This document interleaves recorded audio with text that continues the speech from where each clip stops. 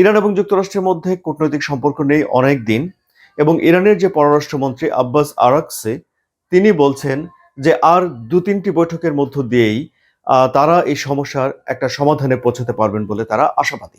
বৈঠকের পর Abbas Araghchi ইরানের রাষ্ট্রীয় টেলিভিশনে একটা সাক্ষাৎকার দিয়েছেন এবং সেখানে তিনি বলেছেন যে আলোচনা একটা প্রফেশনাল পর্যায়ে গিয়ে পৌঁছেছে। আমরা জানি যে এই আলোচনা কোথায় গিয়ে এখন আটকে আছে একটি জায়গাতে, সেটা হলো যে যুক্তরাষ্ট্র চাইছে যে ইরানের হাতে ইউরেনিয়াম সমৃদ্ধ করার কোনো কর্মসূচি থাকবে না।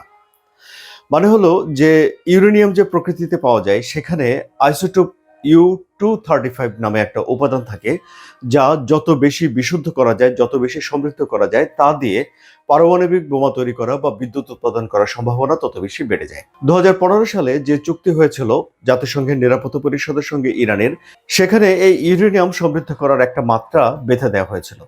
পরবর্তীতে ইরান তার চেয়ে অনেক বেশি ইউরেনিয়াম সমৃদ্ধ করার মাত্রাকে পৌঁছে দেয়, অর্থাৎ 60% নিয়ে যায়। 90% হলে অ্যাটম বোমা তৈরি করা যায়।